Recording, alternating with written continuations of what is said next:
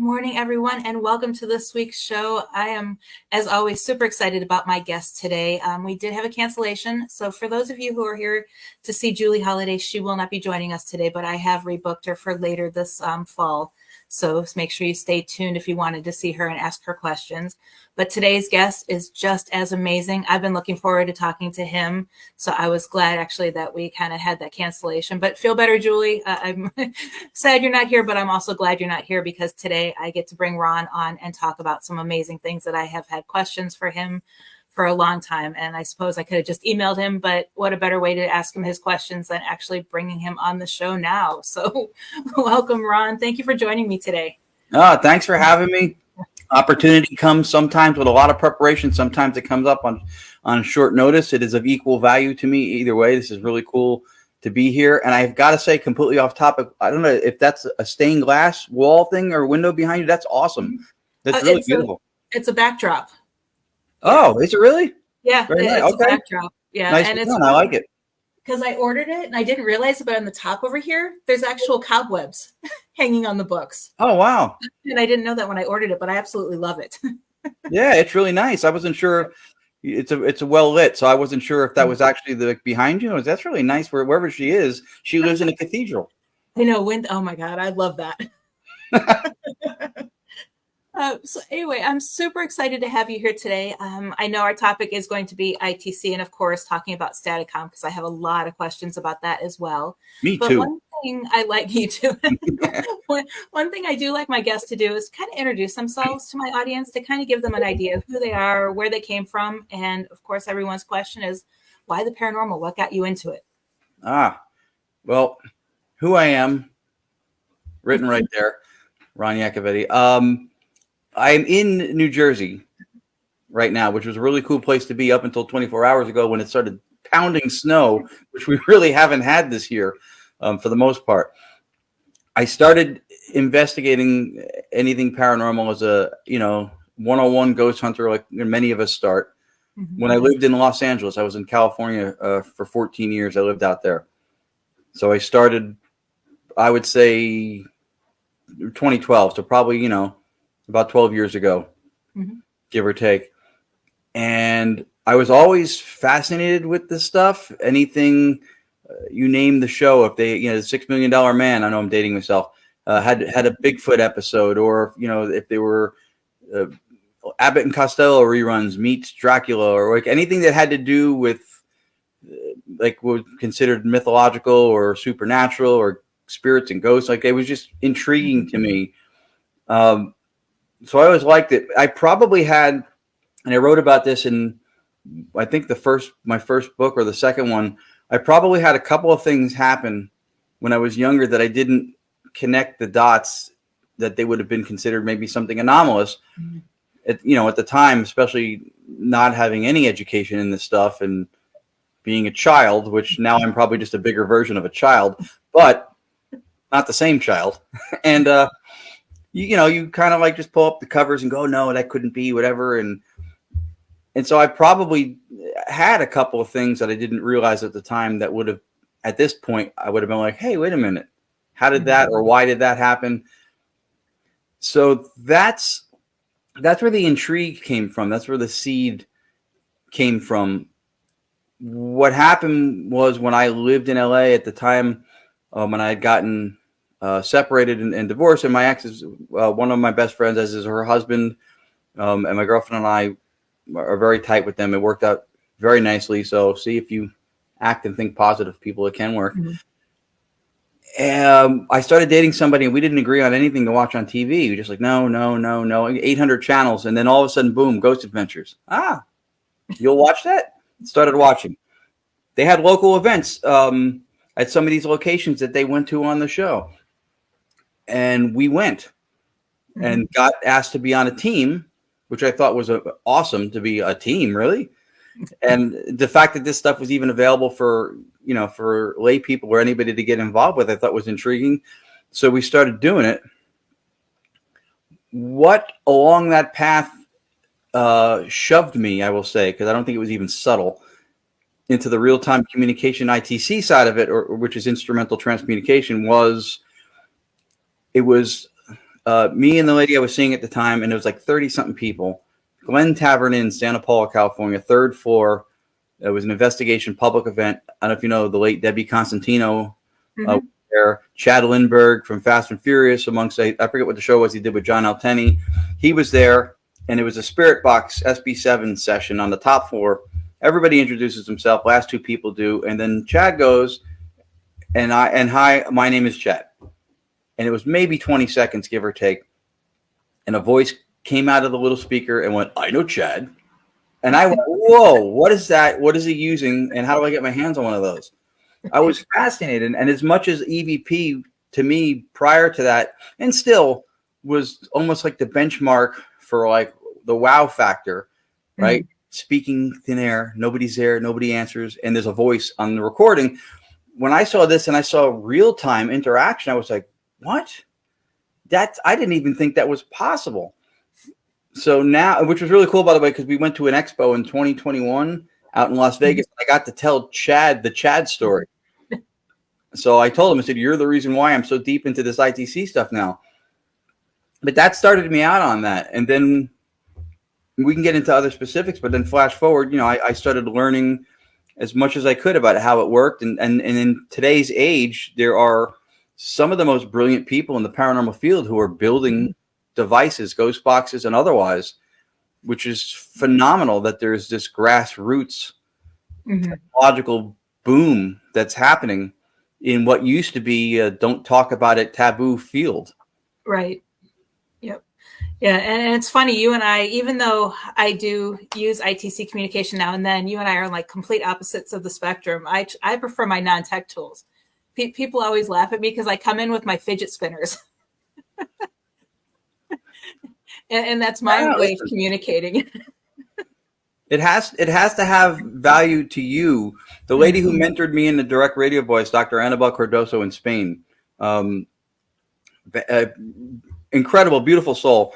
She and everybody who pioneered ITC and EVP research, the people who actually pioneered it, Konstantin Rauderbe, Friedrich Jurgensen, the father of direct radio voice, Ernst Sinkowski, physicist who came up with the term ITC, Robin Foy from the Skull experiment, Marcello Bacci, who most famously made ITC and direct radio voice famous, the Harsh Fishbacks in Luxembourg who did direct radio voice, Hans Otto Konig. She sat with all those people. This is the lady who mentored me into it.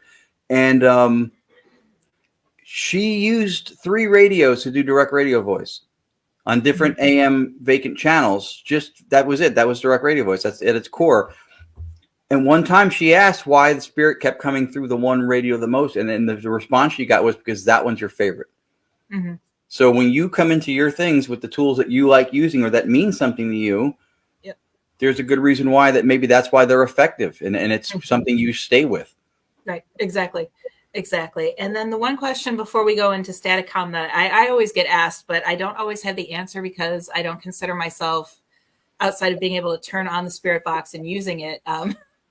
Actually, people want to know, a lot of questions that we get on the shows that I do is when you have the spirit box going, how do you actually determine that it is a voice from the other side versus a whole bunch of, radio station or even audio pareidolia?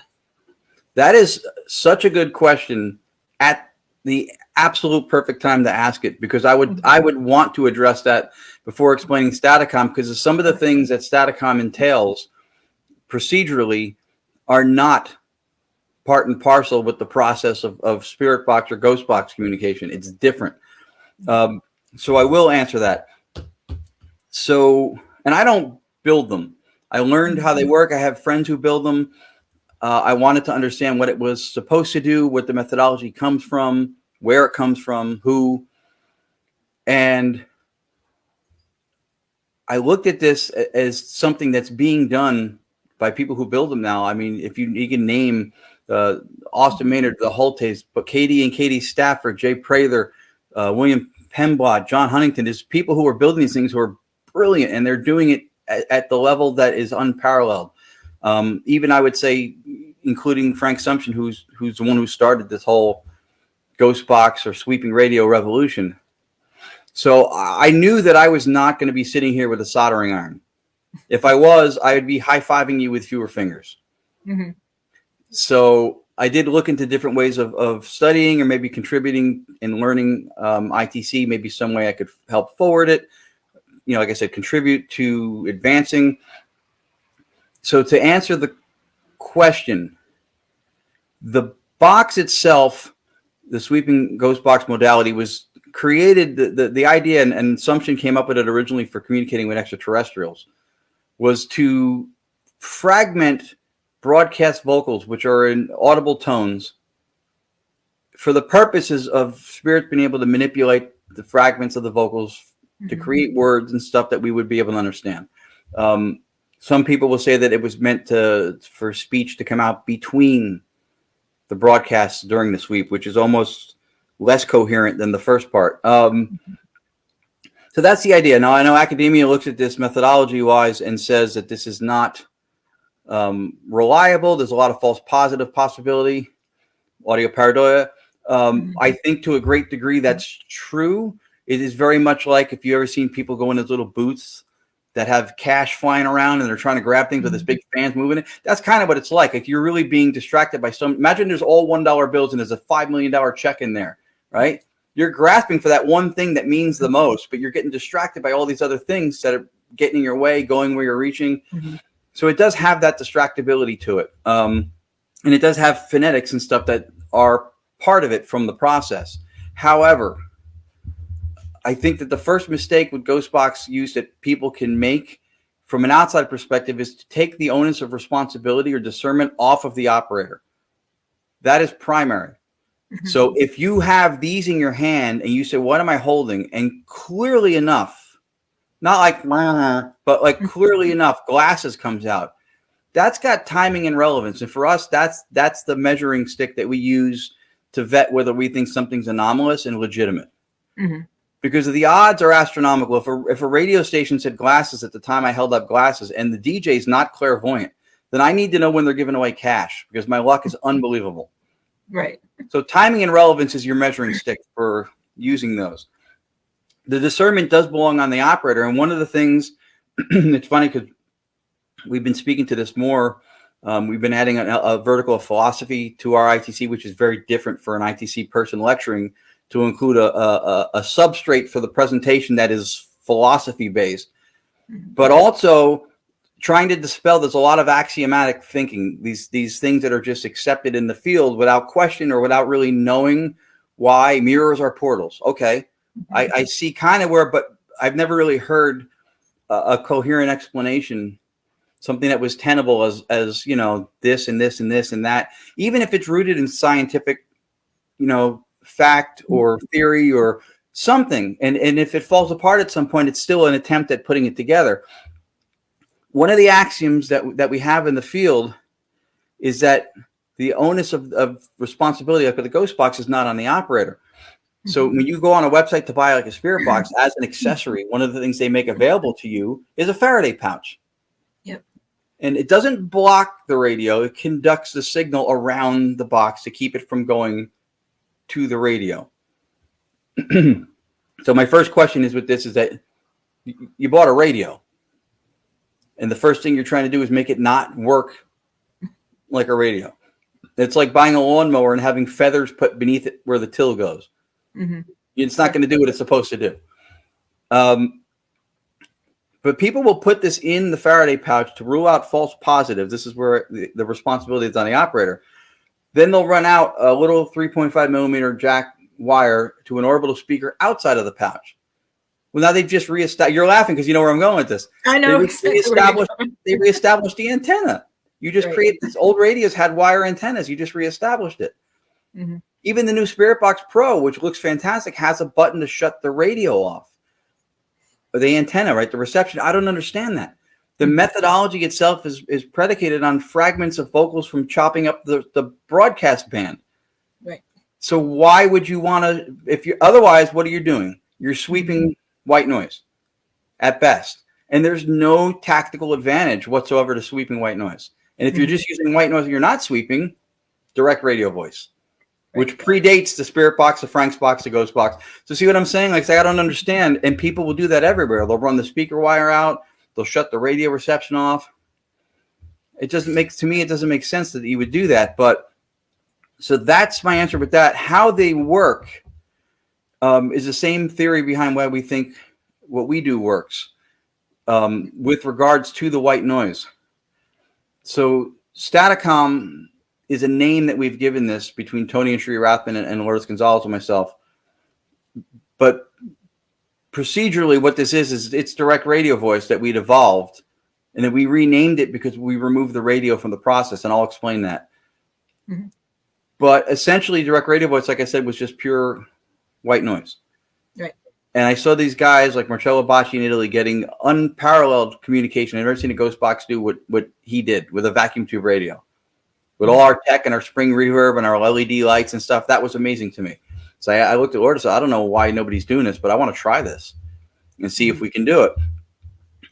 So we think that the reason that Ghost Boxes have success and work, but they have shorter messages or there's a brevity to the messages is because the process, the method itself, we think truncates it because we don't think they're using the vocal fragments. And even again, another criticism from academia is if you have to have allophones and phonemes, certain little fragments of sounds in certain places at certain times to form certain words when somebody certain wants to say a certain thing, that's right. It's they're not like playing Scrabble at a crackhead alarming late putting sounds in place. It's almost not tenable to even think that's possible. So if they're not using the vocal fragments, then what is it? And why would the messages also be shortened by process? And we think what it is, it's stochastic and sometimes inverse stochastic resonance. White noise, every frequency, 20 hertz to 20,000 we can hear. Something enters into that, resonates with one of those two get bolder. The rest of the white noise stays even amplitude at a spectral frequency of 1. Mm-hmm. So now it's detectable. We think that's how the Ghost Boxes work. And Lourdes is a court reporter by trade, so she had noticed that a lot of times with spirit boxes, voices would come in soft. You would be struggling, competing against the of the sweep to hear it. Other times it would come in so loud you wouldn't even hear the sweep anymore. It would replace it, and you just hear the two words or whatever came out, because that's wherever it resonates in the white noise is where it's coming in at. And it may sometimes intersect with the decibel level where broadcast is coming in, but it's never consistently there. And we don't think it has anything to do with availing fragments of sounds, randomly thrown together. So we think it's purely resonance. Two of the ways we figured that out and why we changed the name to Staticom is that we did a zinc mine in New Jersey under the surface of the earth where cell phones and radios and their signals go to die. Spirit boxes were getting nothing. Mm-hmm. We got voices, and we were using a shortwave radio station vacant for white noise as a source, and we got vocals. Our partners in Arizona, Tony Rathman, did a demonstration at a Paracon in Arizona, and he did what I thought was a ballsy move. He used a sleep machine instead of a radio, which is pre-recorded white noise on a chip quarter, not live white noise. And what happened was that he got a vocal response. It worked, and he got 3 words. But then every 3 seconds, those words came around again. Because if you've ever seen like an EVP, when 4 recorders are in the same room, only one person gets the voice, it imprinted on the chip quarter the same way the white noise was originally recorded, even though the device is not made to record. So basically, some spirit cost him $24 on Amazon is my point.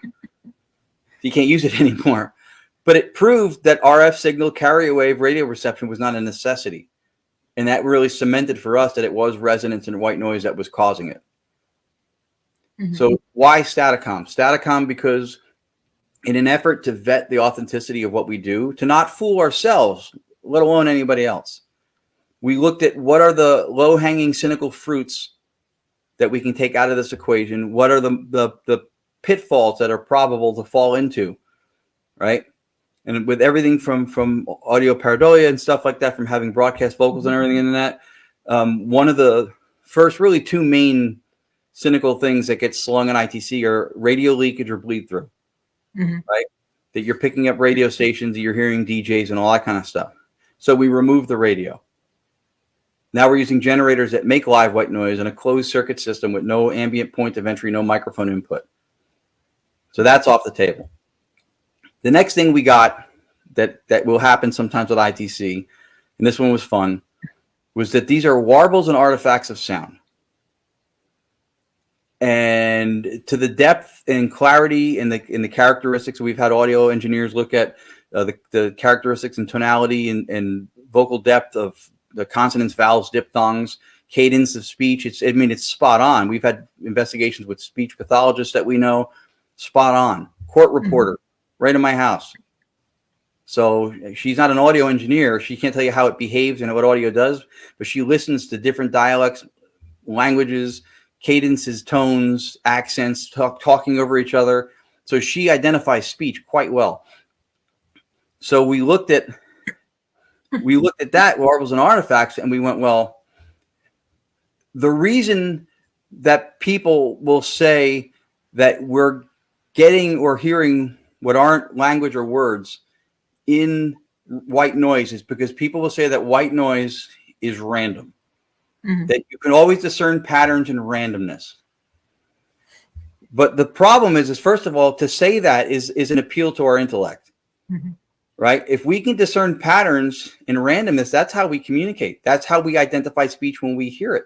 We don't hear sounds coming from an animal and think, oh, they just said, get the keys to the car, right?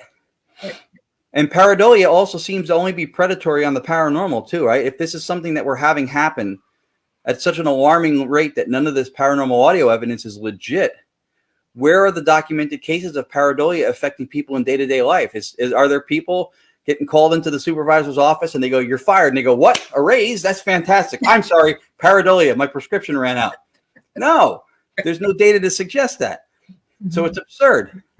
So we looked at the two things for ITC, right? I remembered where I was, which is rare at this time of day. Radio bleed through. We took the radio out. Now we're using a generator for white noise. Discerning patterns in randomness. And the problem with that theoretically is randomness, random, is really an empty drawer. It's what we say when we can't measure or calculate something. White noise is not fundamentally random.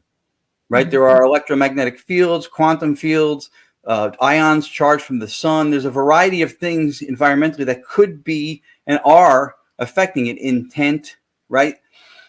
But we say random because at the time it's almost inconceivable, if not completely inconceivable, to think that we can measure it. So it's not random fundamentally. What it is, it's computationally irreducible.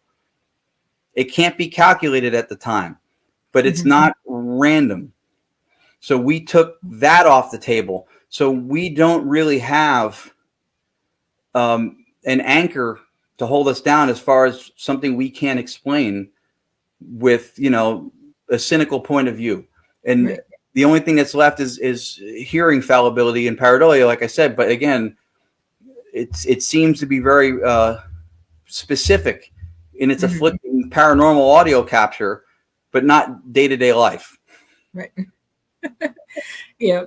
I think that's mostly because either people don't want to believe, or that the evidence we have gotten so far is so faint and not 100% clear that people can make different meanings from each of the words that are said. That's true. And you know what? And I'm glad you brought that up. One of the things that we always try to point out is keep your eye on the ball from phenomenal experience perspective, right? If you say something now, and I have 10 people in the other room, and 3 of them heard the same thing I heard, but a couple of them didn't hear it, and one of them not sure what it was, it does not change the fact that what just happened was speech, was intelligent, conversational, discernible dialogue with context and syntax within which we comprehend. That's what happened. And that's the part that gets lost because people go, well, you do academic studies and you'll play audio capture and 30% of the people will hear the same thing and 60% of them, hears something different. And then the other percentage of people didn't. This shouldn't be there. It shouldn't even be there. And with what we do with pure white noise, which is devoid of data, there's no audio. There's no receiving a signal. It doesn't record. So there should be nothing at all. So when you hear what sounds like speech, even if it's not the clearest, and let's be honest, I pay Verizon pretty well for a cell phone every month, and I can't always understand the people that I talk to. So if it's some kind of realm or interdimensional thing, the plans are still rolling out. It's still fairly new. Right. And the other thing I found interesting is you talked about using the spirit box inside a mine. That is something that we did just before COVID hit, so several years back. And we actually were invited to investigate the Florence mine. And we went down the big mine shaft and then also into a collapsed leg of the mine, and Mm-hmm. we got our best spirit box evidence on there because we didn't use the spirit box often just because of the radio noise and the headache to listen to it on replay over and over. But we brought those down there, and the evidence we got was the best we've ever had using it. So yeah, that was a lot of fun. Yeah, no, it's interesting. When we did it it was a zinc mine in New Jersey. They were trying to run SB7 experiments and nothing would come through. And I know when I wanted to hotspot my phone for something, and I had to walk all the way out of the mine, around dripping ceilings, all the way around, and go outside just to be able to do that, and then go back. I couldn't get signal for anything. There was no radio, nothing. Yep. Yeah, we had that also in Gold Point, Nevada. It's middle of nowhere, no radio towers, no nothing. And we turned the spirit box on, and it was almost like the spirits knew what it was, because a lot of investigators go out there, and we got like hello, hi, and 7, male and female, different voices, and they just were like trampling each other trying to get to the spirit box to talk to us. Yeah, and I think that speaks to the stochastic resonance I was talking about before. I think that's how the boxes work. I wonder sometimes, because of the sweep, if messages are coming in longer than you're able to get because it's already cycling through the band and you're not getting to hear the whole thing. Right.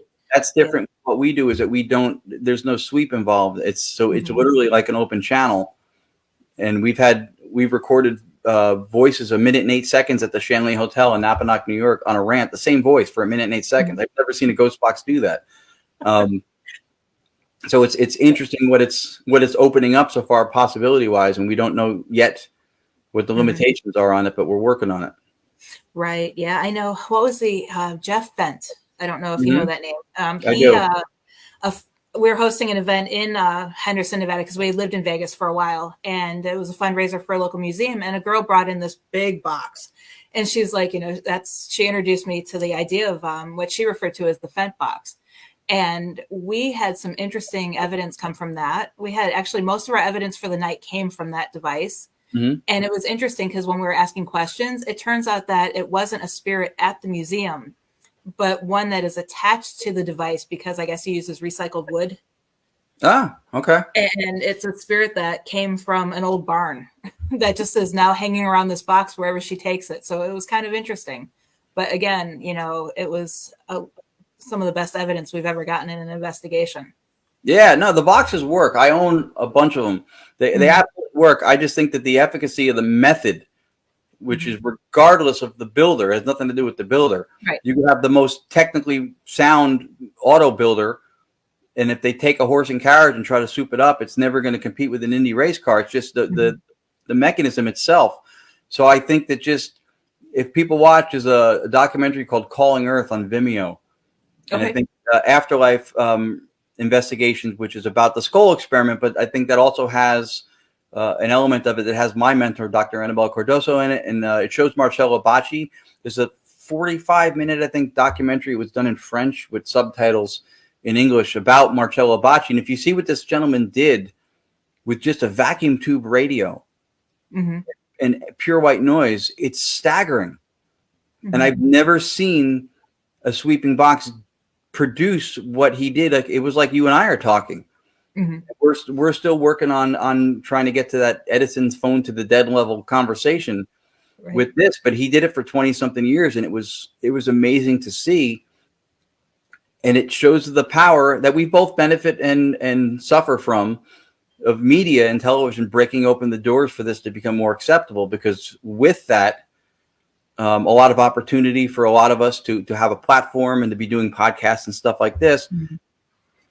But by the same token, it also opened up other avenues. So there's a little good and a little bad that comes out of it. Fent, I know of, by the way. I met him almost briefly in Gettysburg. I've heard nothing but good things about the stuff that he builds. Again, I think that the boxes of today are probably better than even when Sumption was doing them. It's the people who are building them are taking it all to another level. Yeah. I just felt that the method itself, the sweeping modality, was where the limitations were clearly not with the builders, not with the intelligence and technical prowess that these people have. It's not them. But I do think the method has limitations to it that direct radio voice, which we've now converted to Statacom by not having a radio. So we took DRV as a name and figured, well, there's no radio anymore. Mm-hmm. I think that the method is a little bit more permeable. Mm-hmm. Yep. Yeah. And that's what I love about what you guys are doing, because I've always said that about the paranormal field is it's one of those things where for those of us who are in the field, know paranormal activity happens. That's answered. We don't need to prove that it happens anymore. We need to move on and try new things. You can only ask, who are you and where are you from so many times. Mm-hmm. There's only so many times that you can do an EVP session. We have to try new things to actually get that scientific data to back up the fact that paranormal activity does happen. First of all, the fact that you said that I love. I will come back anytime just because of that. It's so important. And so one of the interesting things is that in the last year or so, I have a background I have a bachelor's in communication. I studied a lot in media and public speaking as well as philosophy. I did stand-up comedy for a number of years, which satire, or being a satirist, is somewhat of a philosophy. You're looking for hypocrisy, continuity of thought, right? Mm-hmm.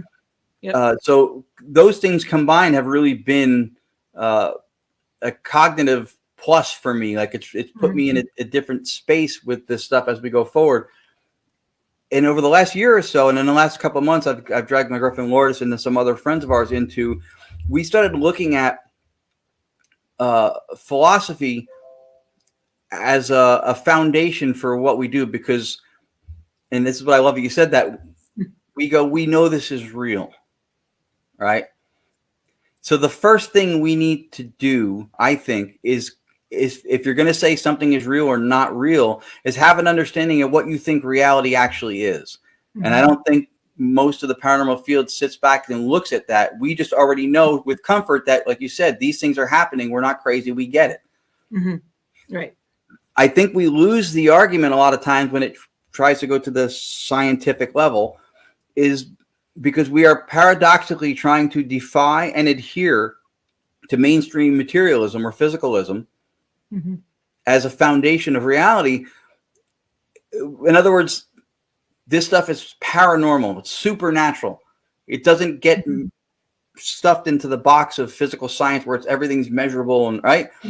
But then when we try to prove it or explain it to people who aren't in it or don't believe in it, we try to cram it into that box to prove it. So we just said it doesn't go there, and now we're trying to put it there to prove it. But what if there was a different mindset for reality? And what we had adopted as a foundation, it was called analytic idealism, which is to say that reality is mental processes, that everything starts, all we can ever know is experience. And it starts with perception. So it is not to say there isn't a world out there and that it's all in our heads. But physicalism or mainstream materialism will say that there's a physical 3D world out there that we all share, and that our brain creates consciousness, and then through that we perceive it. And that's why it's the same, because we're perceiving what's really out there. Analytic idealism says that there is a world out there that we share, but it's mental. And what we perceive as reality or as physical is not the thing itself. It's a representation of what actually is. It's different. And why we adopted this, and as the more I educated myself and learned it, I realized that theory must fit the facts, not the other way around. And it seems like what we call the paranormal, and we have to prove and explain, like you said, we no longer have to do that this way, because it makes what is paranormal natural. It's nature doing what it does. It's a different thing to get your head around, because we're used to this physical world out there that we measure. But without measurement, there's no physicality. And the idea is that reality being all mental. So the modality for it comes from clinical studies, which people know from multiple personality, or now it's called dissociative identity. So mind at large, or universal phenomenal consciousness, is this one cosmological entity of everything, right? Which some people might have a religious connotation for. And we are alters of it. Just like a person who would have multiple personalities would have individual personalities within the one. So we're each alters. We have our dissociative boundaries, and we have a dashboard of perception comparable to like an airplane. Pilot would be in a plane, He's got a dashboard of dials and needles. It tells him what's going on around him through sensory input so that he can navigate. You black out the windows, no problem. He can still fly and land the plane. Mm-hmm. Sensory input, salient points needed to navigate life. That's what we get, right? It's an interface. You go to your computer, you click a folder, it opens a folder. You click another folder, there's a little file, you double click it, it opens up this video, there's sound and light and video and everything. If you had to see and experience every line of code, every codec, every extension, every part of that, your head would explode. We would be in tropic soup. We would just dissolve. It's too much. So we get in that interface only what we need in the experience to navigate it. That's the model for what we think reality is that everything is mental. And we only get representations of what is, not the thing itself, because that's all we need to navigate life. And so we're just dissociative states, and we perceive the other person's dissociative boundary, and that's the extrinsic appearance of who you are internally. Mm-hmm. And the boundary is why we can't, even though we're part of the same universal mind, you can't read my thoughts or make me think something, and vice versa. And even if I wasn't here, your thoughts would still exist. Mm-hmm. Yeah. So that's the model for analytic idealism. And I think when we adopt that, you look at some of these things that happen, everything from NDEs, out of body, remote viewing, gleaning information at what's superluminal speed, right? You ever ask a question with a ghost box or anything and the answer is there immediately? It's not traversing a distance. That's faster than light. That's superluminal. But if you're part of universal consciousness, if you are an alter of it, with a dissociative boundary that through impingement can receive information, then that answer is already there. It didn't have to travel a distance. See how it makes a lot of these things that we deal with, and it dispels this idea that material science uses against us to vet what we do by saying that consciousness is created in our brain. I remember I took my son to a virtual reality place in Manhattan, and you put the goggles on, and you're walking on the steel girder, hundreds of stories above the city, right? If your brain was both creator of consciousness and phenomenal experience or qualia, qualitative experience, you would know with complete comfort, you're on a carpet, you're in a facility, you're not really over the city, you're safe, right? But you don't avoid those feelings. You get vertigo, you have fear of heights, you feel off balance. It messes with you because perception comes first before measurement, perception. And it's giving you on your dashboard of dials the real perception that you're experiencing that. So it would be a different experience, I think, if your consciousness was created from the same place that was reasoning out what's going on. Mm-hmm. Yeah, it's interesting because, I mean, I know one of my goals, which I don't think will ever happen in my lifetime, is, and I always tell people that even though my goal is to make the paranormal world almost like a real science that people turn to, it can't be science like biology, chemistry, or anything like that. We have to almost create a whole new category of science in order to understand the scientific end of the paranormal field. I think, and this is what I love about philosophy, because the different physics is in the business, and physics is really like the grand poobah of the sciences, right? Mm-hmm. Yep. Even with biology, you name it, everything kind of almost always answers up the ladder to physics. Physics is in the business of being less wrong. Mm-hmm. It tells us what nature does. It tells us what nature might not do. It models behavior. It doesn't tell us what it is. It doesn't tell you what it is like to be something, right? The sweetness of a strawberry, the taste of chocolate, the fear of something, to feel love. Those are not quantitative things. You can't measure those things. So physics can't speak to those things. And that's what's called the hard problem of consciousness, is where those things cannot be reduced to a smallest, common denominator. And so the idea of analytic idealism as a philosophy versus mainstream materialism, which when people refer to science and the paranormal, that they're referring to materialism, because that's kind of, since 17th century pre-enlightenment, that's kind of what stuck with us. It was conceived to keep scientists from being beheaded and burned at the stake. And then it kind of just carried over generation to generation. So now we're vested in it. But they knew even back then that it was not tenable. Mm-hmm. But it was a survival mechanism. It was a weapon against the church, so they ran with it. Mm-hmm. But under that as a philosophy, then the paranormal would never need to be its own science. All of the things that we know about physics and biology and engineering, all these things are not in conflict with analytic idealism. All these things are completely allowable.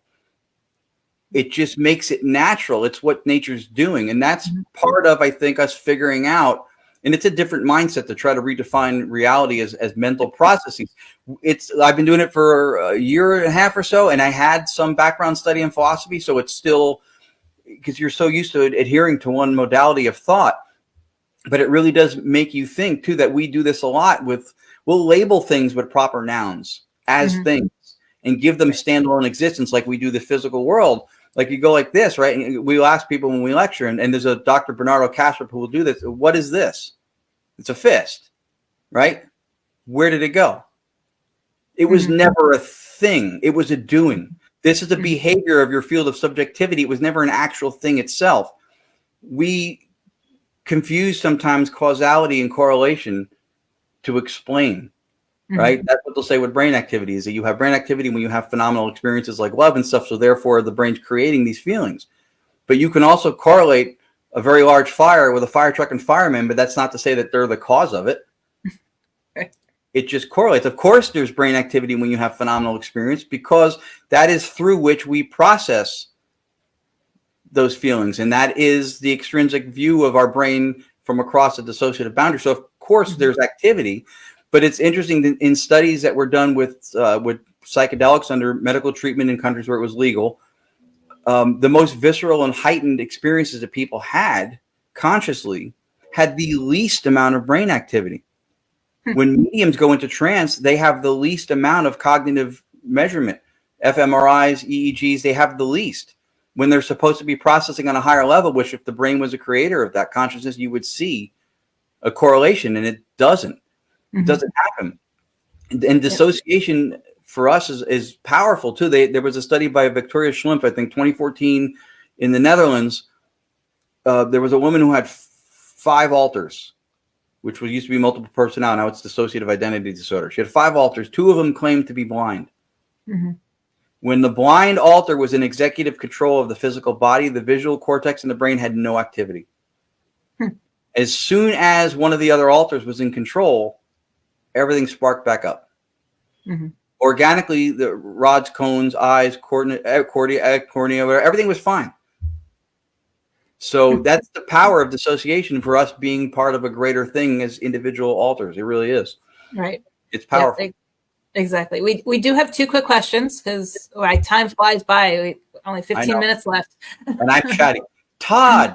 Why does that name sound familiar? He's one of the him and his wife Carmel are two of the nicest people Okay. on the planet. Yeah, yeah. He mentioned he had I think earlier he had mentioned he had the day off and he's watching today. So thank you, Todd, for watching. But he says he knows Staticom uses filtered white noise and no radio waves. Does the frequency of white noise come through at a particular number that is a sweet spot to speak that may make it easier for the spirit to come through? When we started direct radio voice with an old world band radio, we did use 222 kilohertz. After moving around the dial a little bit on vacant channels, that seemed to be a sweet spot for us. When we went to a generator, which does not receive signal and it's just pure white noise, we don't filter out any of the white noise. There are, I'd say, maybe 1 or 2 components in the chain, because it's a software filtration. It's a digital audio workspace that has a variety of components that are literally Frankenstein monstered together in an attempt to try to just clear up the vocals without causing any contamination internally, which it doesn't. And so there's some level of filtration, but we don't have a honed in. I don't think it'll ever be honed in on a specific one frequency. We may sometimes through like a process in audio, it's called a band pass, maybe lop off extreme highs and extreme lows, Mhm. where we feel like, interference may, be like almost like a bursting of sound, maybe if you get some kind of interference. But for the most part, now that we have it closed circuit with a generator, we don't really see that happen. It did a little bit with the radio, but no specific frequency. I mean, we're using most of pretty much what white noise avails us to, which is everything we can hear. And part of the issue with this is that we don't know anything about the source or from where the vocals come, which is another one of those axioms, right? When people go, what's the ghost frequency? What frequency are the spirits on? We Mhm. can have an idea where we or how we, through frequency, are best able to hear or attain them. Mhm. But from where they come or how they transmit or however this works, we don't have access to where they're starting to the origin point to be able to have any kind of calculation or measurement to what that is. The axiom that I find interesting in that too is, again, to kind of continuity of thought with this. Most people in the paranormal would agree that they would say, well, the spirit realm doesn't have time, space, as we're stuck with it. They're not bound by time, space. And then they'll say, well, what's the frequency? I think I'm going to figure out the ghost frequency. But frequency is what? Frequency denotes a measurement of time. It's oscillations per second. So if they don't have time in the same way that it's measurable for us, how do you have an application of time as a yardstick that would be an equivalent to the way we would measure it? See what I mean? So it's not, theoretically, it's not tenable. It's missing something. Yep. We can speak to the receiving side of it. It's almost like I'll give you something football related. Super Bowl just happened. You got a receiver running downfield. He looks up and there's the ball coming in from over his shoulder. He doesn't see from where it's launched. I mean, he knows it's coming from somewhere, right? But at that moment, all he knows is that here it is, and he's receiving it. That's kind of the position we're in. Like we're not privy to the quarterback and where this thing is launching from, but we see something coming our way and we try to do the best we can to receive it and make this something that we can kind of hold on to, sink our teeth into. Yep. Yeah. It's interesting because then my question from you talking with that is I'd ask the person, how do they know that the spirit realm isn't restrained by time? Right. No, and that's I don't know where that theory came from. Yes, and that's my point. Is we need to question those things too. That's one of the reasons why string theory kind of doesn't hold up, because you'll hear people theorize about string theory and what it does to quantum mechanics and everything, but nobody ever tells you what the strings are. What are those strings? What it is in material science, these are convenient fictions. These are things that they use as an explanation for what it seems like nature does, but then they don't have to explain what it is. Yep. We had somebody on a podcast just recently when we were explaining that billions of years of whatever evolution, we have sensory input, right? We've evolved sensory input like the dashboard of dials. And we were talking about how we think when we ask spirits, what color is my shirt? What color is this? Or what am I holding? That when they give us an answer, I feel like they're grokking that information through us because we're connected through impingement to universal phenomenal mind. And if we have the information through our sensory input on our dashboard, we are how nature is seeing life through us. So we're contributing to that collective. That's how I think they do it. And the one gentleman was like, well, spirits can see frequency and they can report back colors and sounds. And he never said how. How, without the sensory, billions of years of evolution to evolve sensory input for us to have, if we are spirits in a physical form, right, as we say, why evolve mechanisms through which sensory input would filter if through spirit it's covered? Yep. Right? It's not coherent. It's there's something missing. Yep. Excuse me. And I do have one more question from me before I get to Courtney's question. We will get to your question before we go. Is one thing that we have been experimenting with is the idea of almost like our thoughts are going on to EVP recorders, or they're coming through on spirit boxes, which is the whole theory behind the Estes method. But are you guys doing any research along that lines of like us actually answering the question and not the spirit? But we have. There's been early ITC research. I think it's in at least one of Dr. Ana Cardoso's books.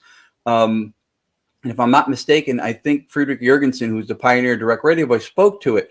I don't think that's what's happening. I think a lot of times information comes through that's either proprietary to somebody else. It has to do with jargon or specific vernacular that we don't have, information about places or things we don't know, dialects. I mean, there's different senses of humor.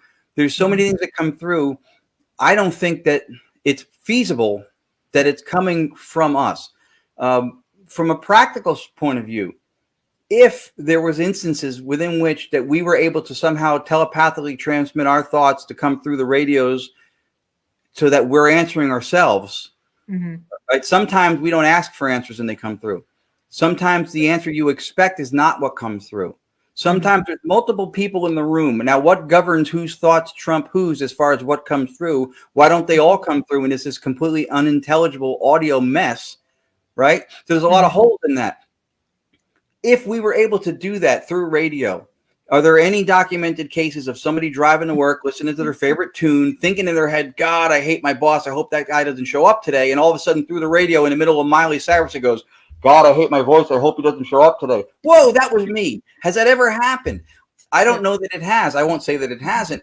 But this is continuity of thought, is to assume one of these things. You have to look at all the other theoretical dominoes that would have to line up for that to be, as a theory, coherent. And if it falls short somewhere, then you need to look at maybe why. I don't think that's what it is. But what I do think, and this explains everything from NDEs to remote viewing, is that if we are alters of a collective consciousness, a universal mind, through which we can input and receive information through impingement with our dashboard, right, then I think that information could be had that's sourced from us, like what color is my shirt? If I ask it, it could be sourced from us or from somebody in the environment who's contributing to it. There's been NDE experiences where a woman was reporting a shoe boot on the roof of the hospital. Now, even during the moment, people whose cognition was in full function, who were in physical form, working on doctors, nobody was looking at that. Nobody saw it. But as long as somebody at some point had contributed to the collective of collective consciousness, having seen that thing, it's there. And somehow, from being maybe in that location, she was able to access that information with never having gone onto the roof of the hospital. This is in a clinical paper, I believe. This is documented that it happened. So I think with communication, with ITC or even EVP stuff, I don't think that we imprint that stuff. And I've had in the past, I've had people say, well, it could be you because the Philip experiment. And I just saw an academic paper come out recently that mentions the Philip experiment. So I looked at the Philip experiment, and you know what they didn't get at the Philip experiment? It was a bunch of PhDs and masters and engineers up in Canada. I think it was in the 70s. They didn't get audio capture. There was no EVP or no ITC whatsoever. So using that as a substrate of an argument to disavow any ideas of paranormality with spirit communication is absurd, because it doesn't have any place in the experiment. And what I found fascinating was that the people who conducted these experiments, the one big hurrah they had was at a theater. They did this very formal seance-y kind of thing. It was mood lit. They had cameras in place, and they did create phenomena, right? They had tables levitating, all this stuff happening, but the table levitations, all that stuff at this big event, they didn't capture it because the cameras weren't capable of recording in low light. This is in the 70s. Right. Night vision or IR was capable or attainable, at least initially, I think on a military level, like in the early 1930s or 40s, I think. So this is a bunch of people with high levels of education who didn't know that they either needed to get better cameras or turn on a freaking light. Right. You can't record in the dark. You're creating phenomena, and you're not going to make sure that you capture it. Yeah. So there's something to be said for the layperson, because a lot of us who are not PhDs or masters, in earnest to have as much verification for what we think is happening, at all costs, we're trying to capture stuff. So I just thought that was fascinating that part of it never really gets talked about, but they missed the opportunity. Yeah, no, I do a lot of research on the Philip experiment because I find it interesting. But, even just listening to you talking, and I've noticed that there are gaps that are missing. So I keep researching it, hoping that I find. If you do, please let me know. Please let me know, because there was no audio capture whatsoever on it. And the fact that they couldn't document on camera phenomenon that was manifested through their experiments, to me, is absurd. That's paramount. That you're able to document that, and that's the backbone of all this work you did to show something, and it's not viewable because it was too dark. Right. Yeah, I know there is a book. I think the wife of the person running the experiment wrote, because she was part of it as well. Okay. But on Amazon, it's several $100s because it's like 1 of 5 available because they've all gotten destroyed or gone missing or. Check eBay every so often. You'll find I got a couple of books that were a few $100s each for less than $100. When sometimes people have them and they're just selling books and they don't realize that it has any value in a certain niche. Right. Keep your eye on eBay. Yeah. I'll have to keep. I actually sell some of my older books that I don't use on there for just 99 cents for someone who may need it. Yeah. But I never even think of looking there for myself. Yeah, I have some of those because Mm-hmm. you can find them really. I said some of those books, Vertical Plane by Mm-hmm. Ken, was it Ken Weber or Webster? I forget.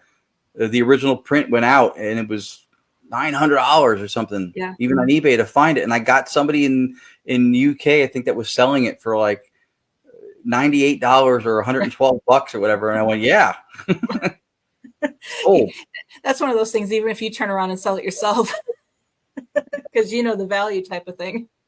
yeah. I'm going back to Courtney's question real quick before I lost it in the shuffle. There we go. Courtney Looking back Peter. at how DRV has evolved from when you first started to now, how and what would you like to see Staticom become in 5 years from now? I'd love to see Staticom be what the Rathmans and then Lourdes and I have talked about, which is the closest thing to the idea that Edison had for a phone to the dead, or with communication with those that are discarnate, that aren't in our physical existence as we know it. I do think, especially through the ideas of analytic idealism as a philosophy of mind, and then what we're doing, that this stuff not only seems natural to happen, that I think that we can continue to improve on it, and that's where I like to see it. I like to see it to be as open a process as possible, and we do everything we can to not fool ourselves, and not let cynicism be what, because it is an obstruction for a lot of people with that. You get hit with these ideas or these questions, and so to be able to at least address or speak to them as best we can, and for expertise that we don't have. And this is how sciences are across the boards. It's got to the point when there's so many granular levels of study within all these different phenomena, or just within everyday life stuff, that people have to sometimes begrudgingly bring in other areas of science and other experts to speak to stuff, because it's just too much ground for one person to cover. So we have had audio engineers look at our stuff. I've had somebody go, well, you're not an audio engineer. I'm not, but I'm highly educated from a layperson's point of view in these things. And for the stuff that I can't answer, I do know people who are audio engineers who are open-minded to, looking at data and not filtering out information because it doesn't fit into their paradigm. So then they just exclude it. And that's a problem with the world instantiation of science and bias. Yeah, and that's one thing that saddens me about this field is how much evidence has gone to waste or has been deleted because someone didn't think it was something. Yeah, and that's part of it's an educational process overall for both sides of that issue, right? To know that it's something not to dismiss, and to not let somebody's dismissal of it be what governs how you look at it. Because there are people who are so grounded in their bias that if Bigfoot handed them their car keys, they still wouldn't believe them. You mean they couldn't get any more real than that? And they would still be like, no, come on. They'd be looking for the zipper. Where's the suit? That's what I was just going to say. That. Yeah. But proper skeptical parsimony is not about declaring things to be impossible. It's making sense of reality with as few postulated theoretical entities as possible. And succeeding rather in explaining reality with less theoretical entities, we realize that what materialism, which is what we're governed by, considers to be anomalous, which is why we're always trying to prove it, is in fact entirely natural. And again, this is, I think, a problem that we all deal with this stuff, and when trying to justify what we do and why we do it. But I think that, again, philosophy, we have this neo-priesthood of society with self-help and gurus and coaches and stuff, because philosophy is missing, culturally missing. It's really not a thing so much now. Physical sciences and stuff is really what, when people refer to science and the paranormal, nobody's referring to philosophy. They're referring to really to physics, quantum mechanics. That's what they're talking about. But philosophy is where you look for meaning. Physics is where you look for behavior. Right. And so I think that would be cool to infuse some of that philosophy into it, because even as ideas of what you think reality is, if we think about that more, it is most parsimonious. Materialism or physicalism that we adhere to now says that there's mind and there's matter out there. Yep. Analytic idealism says that everything is mind. One thing. Universal phenomenal mind. We are alters of our own minds. More parsimonious. And it allows for all the things that we know from physics, and it allows for qualitative experiences. It doesn't have the hard problem of consciousness to answer anymore. But how do you reduce to the constituent parts love, sweetness of a strawberry? It doesn't have those problems that physical science has. So that's part of our goal now with our speaking stuff, is to try to influence thought. Again, we're not preaching that we know. This is what we learned. We all learn it from somewhere, what we know, and we hope to learn more. But we're trying to institute through our speaking a platform of philosophy to look at what reality might be, and then look at the stuff we do in the paranormal field and go, is this really paranormal or is this normal? Right. Because now we have an idea of what we think reality is. Mm-hmm. Yep, exactly. But oh my goodness, I can't believe time went by as fast as it did. I will definitely, I know, I'm actually going to rebook you when I told you I had openings in August. So I'll get the date in August back to you to see if you can do it. And then also, just from talking to you, I do want to get everybody who's involved in Staticom on a Ghost Education 101 episode. It would be really good. Yeah. Lourdes Gonzalez, my partner, has been phenomenal with this process. And she has, and if people bring their own little things from their own lives or vocations, the court reporting thing, what she does with listening to linguistics is, when I tell you she hears everything, I won't say anything that she wouldn't like or bad if she's in the house. She hears everything. Yep. Tony and Sheree Rathman have been huge influences, and just recently Tony made a breakthrough in vocal quality and what we do at Staticom. So, and he has a perspective. He was a ghost box builder for 11 years. Remember I said I had never been a builder. He built them really good, one after the next. Never sold them, was always for research, which I kind of admired. So he'll have a perspective also on spirit communication, that is in large part in league with I do, but I have some things from my toolkit, especially with philosophy, that come from me, and he has things that come from him. And he's somebody who I've learned from as well. But I think that would be great. They would love to be on it. Yep, definitely. And I think we have some open dates coming up that weren't quite filled yet. So I'll get to you with that. And then one quick question before I do close out is, Daniel wants to know, is it possible to purchase Staticom? I'm glad he asked, because we've had a lot of people recently come to it. At some point, it's funny because we would do this at places and people go, where do you get that device? Where do you get that box? And box is so ingrained in our psyche as ITC, because Spirit Box, Ghost Box, Frank, everything's box, right? It's a methodology. It's not a device or a box. A lot of the parts or components that built out the interface some of them are available for free from audio software components. Some of them we licensed. So I don't think legally we can license or sell other people's licensed property as constituent parts of our own, creation.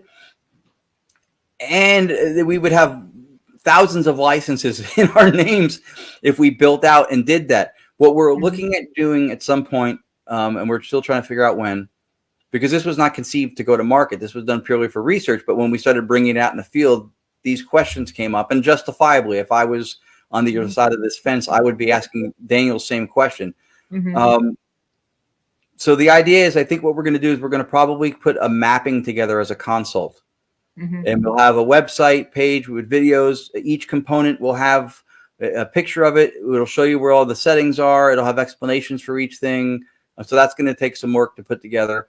Some frequently asked questions, maybe some, help videos to answer maybe common issues or questions. There's going to be some level of onus of responsibility on whoever the operator is, because sometimes if you have technical problems with your computer, you could lose the voices. You could have a conflict where your computer's picking a different output, but your digital workspace is picking a different output and you're not hearing anything. So there's going to be some of that. Like, we can't geek squad the entire community of paranormalists. That was also part of our concern, is not having the time or the manpower to do that. So we're thinking it'll be a mapping that we'll sell as a consult. They'll lay everything out, where everything is set, and how to put it together. And then we will try to help with with it as best we can. And we're looking at the when part of it, because a perfect example is, imagine if I had sold this to somebody for $500, $1,000, whatever, Mm-hmm. 2 weeks ago, and it works. Mm-hmm. Within the last 48 hours, Tony Rathman had made a developmental change. He changed almost 50% of the guts and glory behind how this runs, and it Mm-hmm. made a measurable difference in vocal clarity. It Okay. really did. So now you would have just shelled all this money, and now there's a newer version of it out, Right. which we either have to provide a new mapping, which is a whole other. See how it becomes very complex. It was never made to go to market. And Ghostbox Mm-hmm. people don't sit down and explain every nuance with every sine wave and every sweep circuit and all the spring reverb, and they don't explain it all to you. They Mm-hmm. sell you the result, and that's what people want. Is they want the result. If we didn't explain this to them, but we gave them where the results would come from, that would be fine. But Mm-hmm. because of the way this is conceived and it's a method, we're kind of in the pickle of having to explain every aspect of the method. And it's hard to, Right. Yeah. Oh my God. Could you imagine if there was a Paranormal Geek Squad, how busy you'd be? that's actually a good business idea now that you make me think about it. You have to hire some people. Right. Exactly. Oh my goodness. That would keep everybody busy. But again, real quick, before we go, thank you for joining us. And can you let everybody know where they can find you? Yes. No, and thank you for having me on. This is a Mm-hmm. really nice opportunity, and I appreciate being asked to do it. Um, so we have a website, our partner's website, Tony and Sheree Rathman from the Staticon Project. They're at entityvoices.com. Mm-hmm. Lourdes and I are at Gonyac, Gonyac, paranormal.com. Gonyac comes from Gonzalez and Yacovetti, our last names together. People ask, why is her name first before mine? Because Yakgon sounds like a bug repellent, and we don't think that would fly. So it's Gonyac. We have our own individual Facebook pages. Even everything from, I have 4 books on Amazon. The link to the Amazon author page is on GonyacParanormal.com. We have a YouTube channel, Gonyac Paranormal. There's an ITC Invisible Art page on Facebook that we monitor fairly often now. And this, Courtney Peterson is one of the best examples of how to be a contributing person to a community Mm-hmm. in the most selfless way. That's her. She's amazing.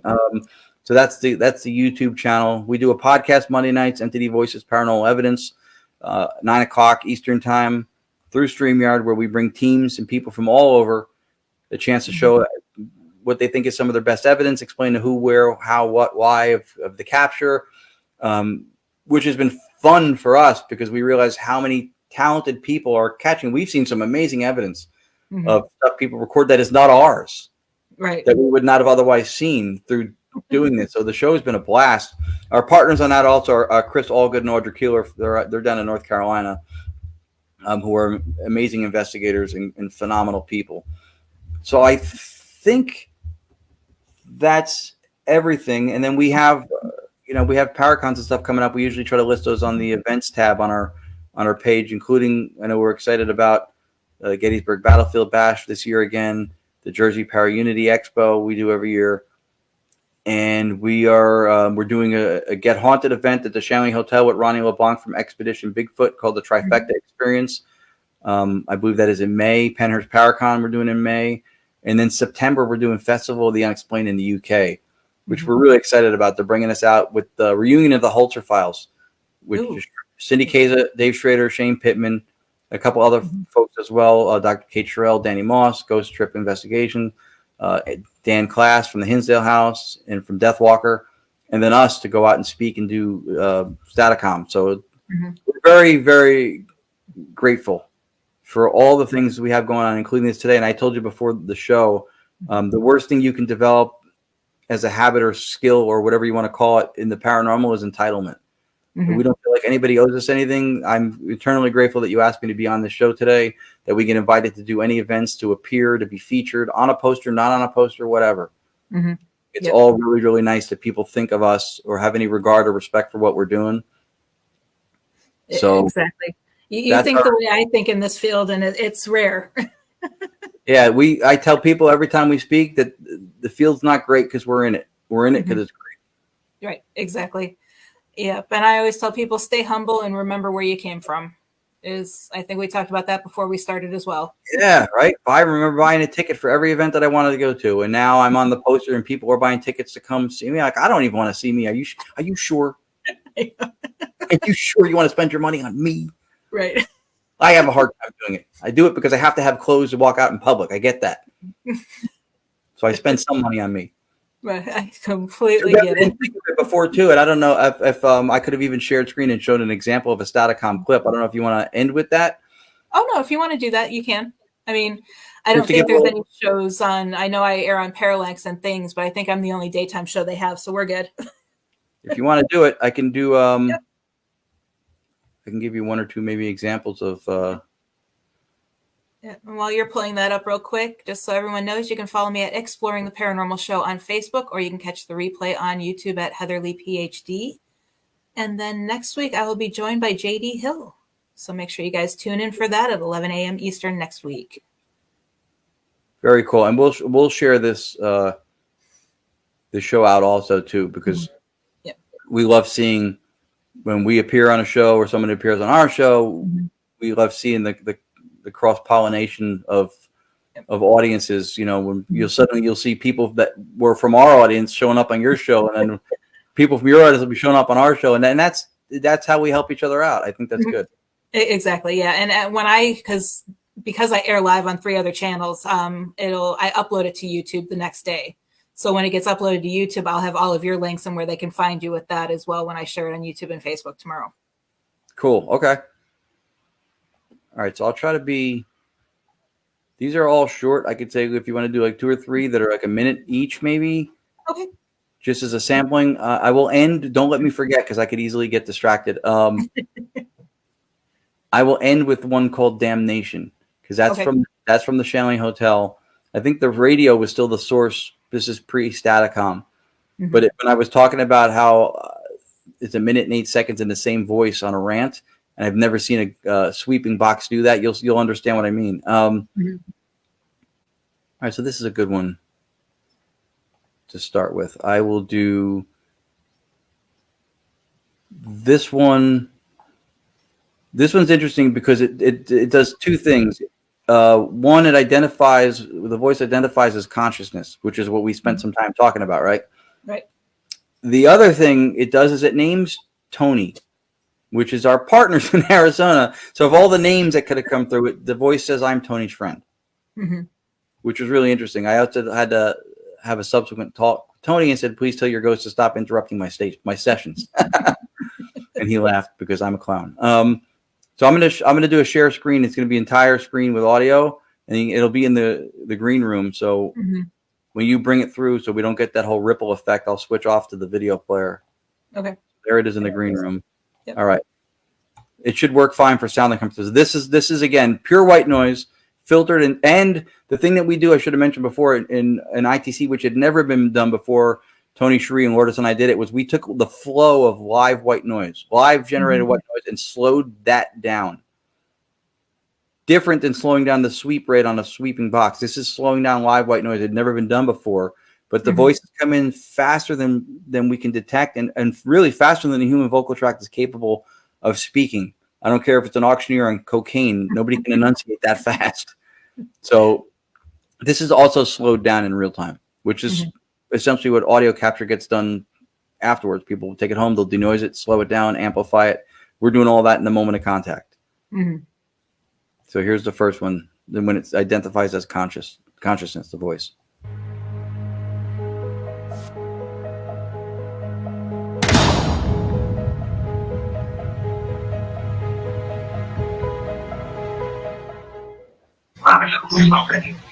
Consciousness will be very Consciousness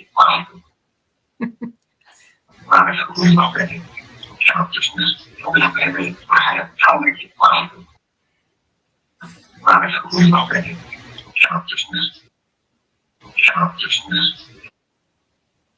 Consciousness. If you want to throw the share screen back in the waiting room, I'll leave it shared. There he goes, and I'll pull up. So this one, these are all pretty recent. This other one, also just under a minute. I started on a Windows tablet and building out Staticom with all the digital components. It became too much. And I was using like 99% of the resources. So it was skipping and sputtering and buffering. And the one night before I ended up having to replace it and get a newer gaming computer, I temporarily freed up some resources and fixed it. We came back online and recorded again. We'd stopped recording, fixed it. And I asked immediately, I went, what happened? What happened to us? And then so if you pull it back up again, this is the response I got. They spoke specifically to the problem we had. And I heard it in real time. You'll hear me respond to it, which was wild.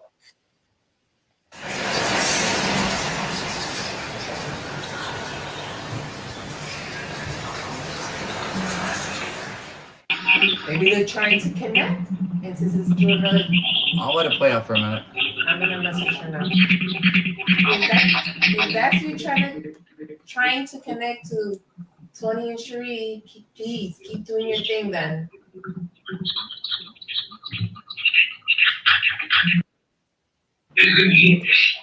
What happened here? What happened to us?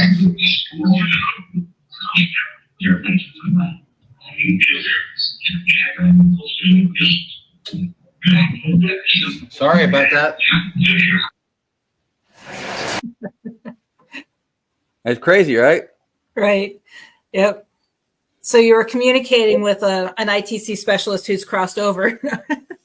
Well, that is what some people believe happens. So, you know, it's hard to know for sure, but it does certainly sound like somebody knew what was going on. Right. I'd have been asking him, did he cause the bad connection? We thought that was actually one of the ideas that Lourdes posed, was that maybe it was them or something that was going on. But when I looked at the corner of my digital audio workspace and it said 98, 97.9, 99, I was it was a Windows Surface Pro tablet, which is an amazing computer for internet and Outlook and all that kind of stuff.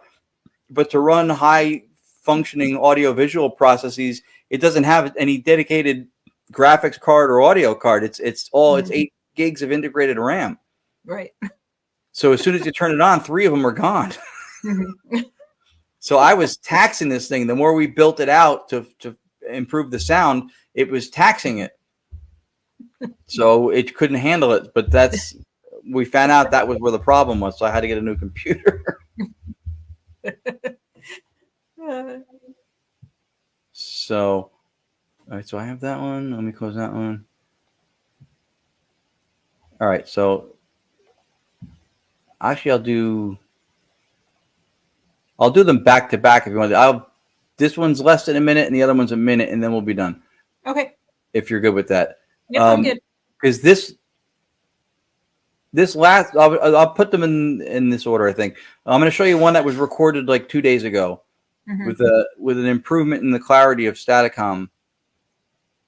When I asked if they were able to hear me, and then I'll go right into, without having to bring me back on or put it back in the waiting room, I'll go right into the Damnation one. That one's from the Shanley Hotel. That was still direct radio voice before we changed the name, because of the radio vacant channel was still the white noise source. But it's 1 minute and 8 seconds on a voice on a rant. It's not a compilation piece. Like, that's nonstop. I was laughing when I was reviewing it because I couldn't believe the voice was still talking. And you'll hear it when I play that 1 second. And I've never seen a sweeping box produce a message that long continuously. And I think the lack of sweep and the availability to the white noise and resonance is what allows for it. So this first one, this is very short. This is from 2 days ago, what we call in Staticom 2.0. We think we have a clarity upgrade in this. Okay.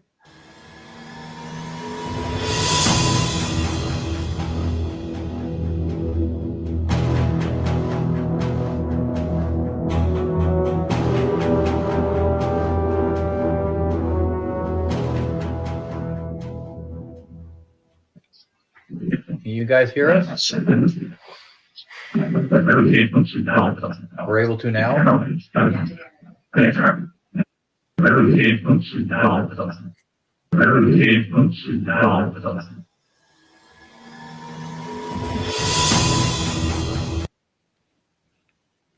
So that's recent.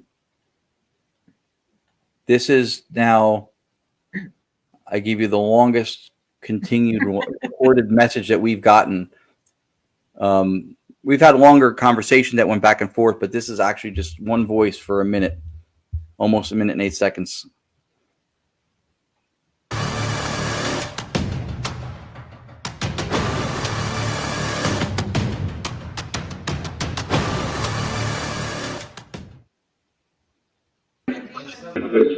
Why are you so angry? Not fair, I heard. You know what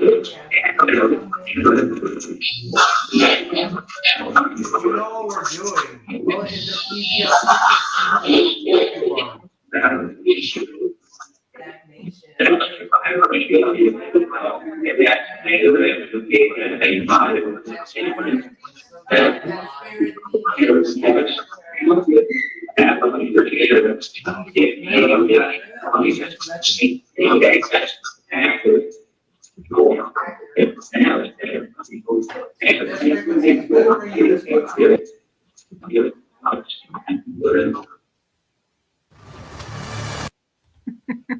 So there you have. He wasn't happy. No, he was not. One of the things that bothered me at first with that instance was that there was all the background talking. It was a Shanley hotel in the area where all the snacks and coffee, and people were just like opening Cheez-Its and stuff, and nobody was listening. These voices are coming through. So we started doing live events called Digital Seance Initiative, which is to have the focus and concentration of a seance so people are actually attentive. Their energy's all pooled in one place, kind of. Right. But the silver lining to the dark stuff, right, that we always talk about to look for is that you can tell that that's a continuous message nonstop, not just by the vocals being the same tone, but the background chatter is uninterrupted. You can hear like that stuff going on in the background the whole time. Yeah, it was. I was trying to. At first, I was like, "Wait, there's more there than what he heard." But then I was thinking, "Okay, there's someone else in the other room talking." Yeah, there was background chatter, and that was a huge wake up call for us. That's when we started doing what's my third book's called the Digital Seance Initiative, and we started doing that because I looked at seances where people are all like, and I wanted that because I feel like it's easy to miss stuff. Over like 75-80% of communication is visual, right, with people. So we don't have the luxury of that when we're doing this. So if you're really not paying attention and stuff is off cadence or it comes in even unsolicited, you didn't ask a question, it's easy to miss stuff. We still miss stuff even with the clarity of Staticom. right. So I just wanted to try to get that out because then people go, "Oh, I didn't hear anything." Of course you didn't hear anything. You were knee deep in gummy bears for 45 minutes. Of course. As long as they were good gummy bears, though. No. That's true. That is very important. If you're going to be distracted, it needs to be quality sugar. Yep, exactly. Well, again, thank you so much for being here. Enjoyed the clips. Great end to the show. We'll definitely have you on again, and we will definitely get you guys on Ghost Education 101 soon. Thank you very much. It was an honor to do this. I really appreciate it very much. Thank you. Thank you. And thank you, everybody, for watching and all your questions. We will see you next week. Have a great day. Yeah. Come back next week and every week. Thank you.